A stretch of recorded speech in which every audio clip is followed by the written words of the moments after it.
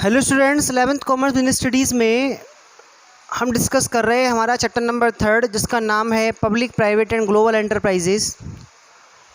और इसके अंदर अब तक हमने प्राइवेट और पब्लिक जो एंटरप्राइजेज़ हैं उनके टाइप्स के बारे में, उनके रोल्स के बारे में पढ़ा। आज के लेक्चर में हम डिस्कस करेंगे ग्लोबल एंटरप्राइजेज़ के बारे में।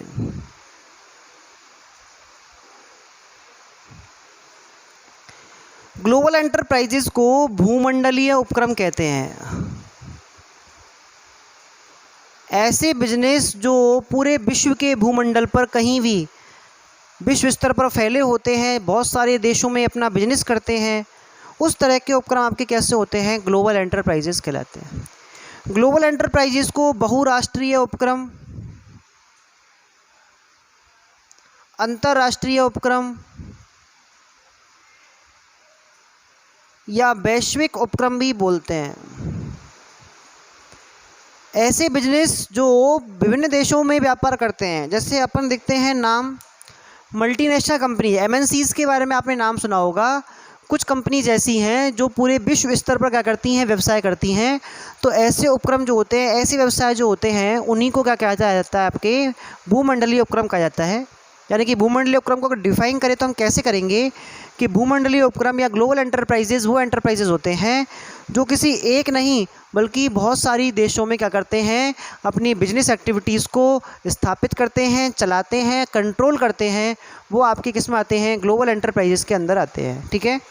अगर हम बात करें किसी भी देश की इकोनॉमी की, तो उन देशों में जहाँ पर डेवलपमेंट काफ़ी हद तक हो चुका है, उन कंट्रीज़ के अंदर जो मोस्ट आपका रोल है उनकी इकोनॉमी को डेवलपमेंट करने में, वहाँ के स्टैंडर्ड ऑफ लिविंग को सुधारने में, वो आपका रहा है किसका? वो रहा है MNCs का। आज हम हमारी इंडिया की बात करें, अगर हमारा स्टैंडर्ड ऑफ लिविंग बढ़ रहा है तो इसके पीछे लॉजिक है कि हम ढेर सारी विदेशी कंपनियों के उत्पादों को क्या कर रहे हैं? यूज़ कर रहे हैं। आज हम सैमसंग का मोबाइल यूज़ करते हैं, हम पीटर इंग्लैंड की शर्ट पहनते हैं, इसके अलावा हम रीबॉक के जूते पहनते हैं, हम इसके अलावा ढेर सारे विदेशी उत्पादों को अपने यहाँ काम में लेते हैं। ये सारी चीज़ें तभी पॉसिबल हो पाई हैं जब बहुत सारे ग्लोबल एंटरप्राइजेज़ हमारे यहाँ इंडिया के अंदर, इंडियन मार्केट्स में हमें अपने प्रोडक्ट्स और सर्विसेज अवेलेबल करवा रहे हैं। और ऐसा करने से ही हमारे स्टैंडर्ड ऑफ लिविंग के साथ साथ हमारी जो इकोनॉमी है, हमारी जो GDP है, हमारी जो ग्रोथ है, वो बढ़ रही है। ठीक है। तो आप समझ पा रहे हैं कि जो आपके ग्लोबल एंटरप्राइजेज़ होते हैं वो क्या होते हैं। अगर हम इसके फीचर्स की बात करें, तो फीचर्स में नंबर फर्स्ट पे हम डिस्कस कर सकते हैं ह्यूज कैपिटल रिसोर्सेज।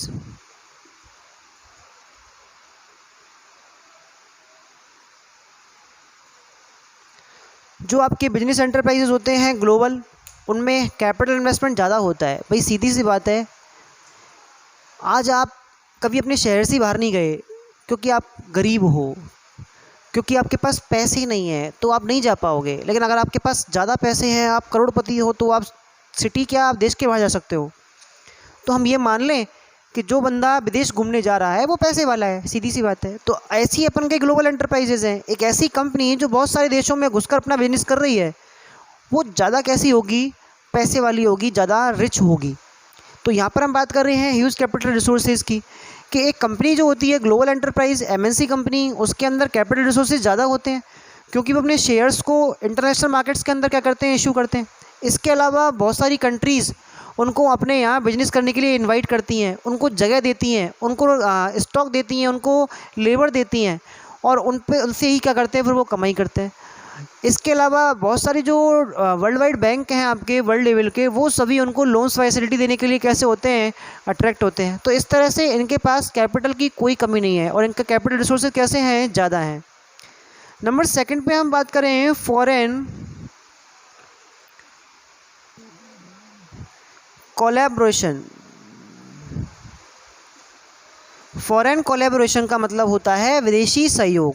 देखो क्या होता है, जब भी आप किसी ग्लोबल एंटरप्राइजेस की बात करते हैं तो उसमें आपको सबसे बड़ी प्रॉब्लम आती है कि विदेशी मार्केट में कैसे घुसा जाए, क्योंकि आप उस मार्केट के बारे में कुछ जानते नहीं है। वहाँ के कंज्यूमर्स के बारे में नहीं जानते, वहाँ के कंज्यूमर के इंटरेस्ट के बारे में नहीं जानते, वहाँ के क्लाइमेट के बारे में नहीं जानते, कल्चर के बारे में नहीं जानते।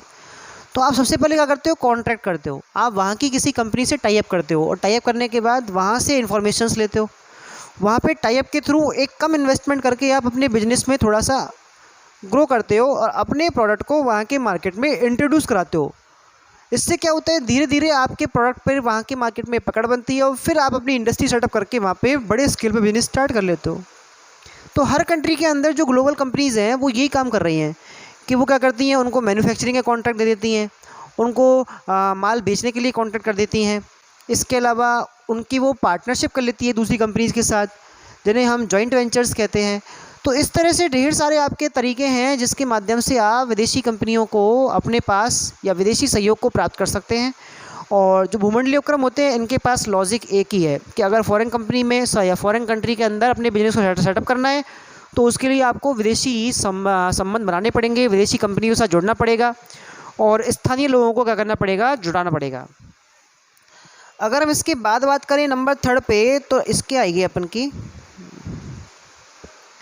Best technologies. देखो इनकी जो टेक्नोलॉजी है वो बेस्ट है। टेक्नोलॉजी बेस्ट है तभी तो ये वर्ल्ड वाइड है। एक्चुअल में ग्लोबल एंटरप्राइजेज जो होते हैं इनके पास पैसे की कोई कमी नहीं होती। तो ये क्या करते हैं, जो सबसे ज़्यादा इम्प्रूव टेक्नोलॉजी, जो सबसे ज़्यादा अपडेट टेक्नोलॉजी होती है उसको क्या करते हैं, यूज़ करते हैं। और ऐसी टेक्नोलॉजी जब ये यूज़ करेंगे तो ऑब्वियसली इनकी जो प्रोडक्ट की क्वालिटी है वो कैसी होगी, ज़्यादा अच्छी होगी। प्रोडक्ट की क्वालिटी ज़्यादा अच्छी है तो कस्टमर सेटिस्फेक्शन है, कस्टमर सेटिस्फेक्शन है तो फिर बिक्री ही बिक्री और प्रॉफिट ही प्रॉफिट है। समझ में आ रहा है आपको? तो इसलिए हम ये मानते हैं कि इनके पास जो क्वालिटी है किसकी, टेक्निक्स की, वो कैसी है, ज़्यादा है। जिस कंट्री के अंदर ये जाते हैं वहाँ पर ये पहले क्वालिटी देखते हैं कि वहाँ पे किस तरह की क्वालिटी कस्टमर्स को पसंद आती है और फिर उसके हिसाब से क्या करते हैं, अपनी क्वालिटी को इम्प्रूव करके और फिर क्या करते हैं, वहाँ पे प्रोडक्ट्स बेचते हैं।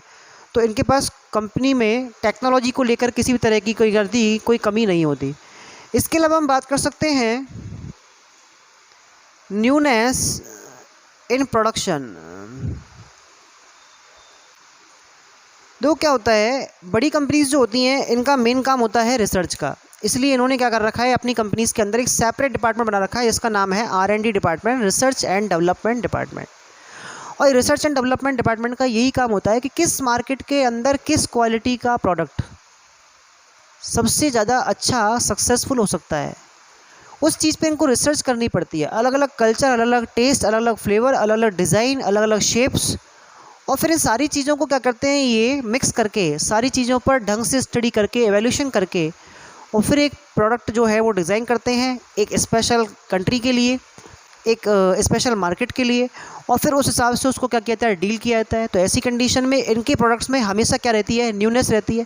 ये अपने प्रोडक्ट्स को बार बार अपडेट करते रहते हैं। जैसे आप मोबाइल्स मार्केट की बात करें तो आपको मोबाइल मार्केट के अंदर हर कंपनी हर महीने के अंदर नए से नए 2-3 मॉडल आपको मार्केट में जल्दी ला के दे देती है।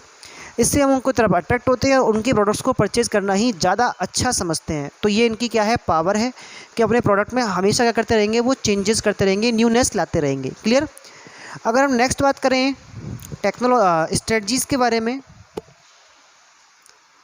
Marketing strategy. देखो मार्केटिंग स्ट्रेटजी का मतलब होता है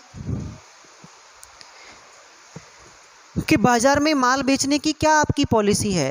देखो मार्केट में कंपटीशन तो होगा ही होगा, और जब भी आप किसी नए मार्केट में घुसोगे तो वहाँ पे जो पहले से वहाँ का लोकल कंपटीशन है, लोकल जो प्रोडक्ट्स हैं वो आपकी बिक्री पर प्रभाव डालेंगे। अब आपको उनसे अच्छा, उनसे ज़्यादा बढ़िया क्या करना है, काम करना है। तो सीधी सी बात है, इनकी जो मार्केटिंग स्ट्रेटजी होती है मैं आपको पहले डिस्कस कर चुका हूँ कि पहले क्या करते हैं, वहाँ के जो लोकल दो आपके बिजनेसेस हैं उनके साथ टाई अप करते हैं, उनसे इन्फॉर्मेशंस लेते हैं, उनके माध्यम से अपनी प्रोडक्ट्स की सेल शुरू करवाते हैं धीरे धीरे, और फिर क्या करते हैं, कारखाने स्टार्ट करके, बड़ी बिजनेस स्टार्ट करके, टाई अप करके, जॉइंट वेंचर्स लगा के, कैपिटल इन्वेस्टमेंट करके, और फिर क्या करते हैं, ये बड़े बड़े क्या करते हैं, काम करते हैं। इसके अलावा इनका जो एडवर्टाइजमेंट का और सेल्स प्रमोशन का काम होता है वो भी कैसा होता है, काफ़ी अच्छा होता है। एडवर्टाइजमेंट करने के लिए काफ़ी ज़्यादा पैसा खर्च करते हैं और इफेक्टिव और बेस्ट जो आपके एडवर्टाइजमेंट मेथड्स हैं उनको यूज़ करते हैं। इसके अलावा प्रोडक्ट्स के ऊपर इनके डिफरेंट टाइप के ऑफ़र्स होते हैं। ये ऑफ़र्स कस्टमर्स को अट्रैक्ट करते हैं कि इनके प्रोडक्ट को ही परचेज़ करें, इनके उत्पाद को ही खरीदें, और इस तरह से इनकी बिक्री जो होती है वो चल पड़ती है। क्लियर? अगर हम बात करें नेक्स्ट, एक्सपेंशन ऑफ मार्केट, तो जैसा कि आपको पता है ग्लोबल एंटरप्राइजेस के लिए तो पूरा वर्ल्ड ही क्या है, मार्केट है। जहाँ कहीं भी इनको ऐसा लगता है कि इस कंट्री के अंदर इनको क्या करना है, बिजनेस सेटअप करना है। उस बिजनेस के लिए ये वहाँ की जो कंपनियाँ हैं जो सेम टाइप का काम कर रही हैं उनसे क्या कर लेंगे, आपके टाई अप कर लेंगे। और ऐसा करने से जो इनकी जो पॉपुलैरिटी है, इनकी जो इमेज है वो क्या होती है, बढ़ती है। आज हम बहुत सारे इंटरनेशनल ब्रांड्स के बारे में बात करें, जैसे वीवो, ओप्पो, ठीक है, जैसे सैमसंग, जैसे पामोलिव, जैसे हिंदुस्तान यूनिलीवर, ठीक है। तो ये जो बड़ी कंपनियां हैं ये सब फॉरेन कंपनीज़ हैं, इनके नाम काफ़ी ज़्यादा प्रख्यात हैं। हम इनके प्रोडक्ट्स को बहुत ही ज़्यादा ट्रस्टेबल मानते हैं और उनको बार बार चेक करना भी ज़्यादा पसंद नहीं करते, क्योंकि उन पर विश्वास है हमारा। उनकी जो इमेज है, उनका जो स्टेटस है वो आपकी जोग्राफिकल बाउंड्रीज़ में इतना फैल चुका है कि किसी भी कंट्री में इनको सेटअप करने में काफ़ी कम समय लगता है, क्योंकि वहाँ पे इनके प्रोडक्ट पहले से ही चर्चा में होते हैं। पॉपुलैरिटी ज़्यादा होने की वजह से इनको ज़्यादा दिक्कत नहीं आती माल को सेल करने में, ठीक है। और लास्ट आता है इनका सेंट्रलाइज कंट्रोल। सेंट्रलाइज कंट्रोल का मतलब होता है केंद्रीकृत नियंत्रण। देखो, हर ग्लोबल एंटरप्राइज, हर विदेशी कंपनी जो कि पूरे विश्व में बिजनेस कर रही है, उसका अपना एक सेंटर ऑफिस होता है। सेंटर ऑफिस का मतलब होता है केंद्रीय मुख्यालय। मतलब जहाँ से आपने बिज़नेस को स्टार्ट किया है, उस बिज़नेस को स्टार्ट करने वाली सिटी में आप अपना सेंटर ऑफिस खोल सकते हैं। और जितनी भी ब्रांचेस, जितने भी डिपार्टमेंट्स आपके अलग अलग कंट्रीज़ में, जितनी भी शॉप्स, जितने भी शोरूम्स आपके अलग अलग कंट्रीज़ में चल रहे हैं, उन सब पे कंट्रोल केवल और केवल कहाँ से होगा, हेड ऑफिस से होगा। तो इस तरह से सारी की सारी वर्ल्ड वाइड जो आपकी फैली हुई है ब्रांचेस, उन सब पे आप सेंट्रलाइज कंट्रोल करते हैं, यानी कि एक ही जगह है जहाँ इसका हेड ऑफिस होता है, वहाँ से उन पे क्या किया जाता है, कंट्रोल किया जाता है। तो इस तरह से इसके सिंपल फीचर्स ग्लोबल एंटरप्राइजेज़ के आपको समझ में आए हैं। इससे रिलेटेड कोई प्रॉब्लम हो तो आप कमेंट बॉक्स में पूछ सकते हैं। आज की क्लास में केवल इतना ही। नेक्स्ट लेक्चर में बात करेंगे हम जॉइंट वेंचर के बारे में, ठीक है। Thank you.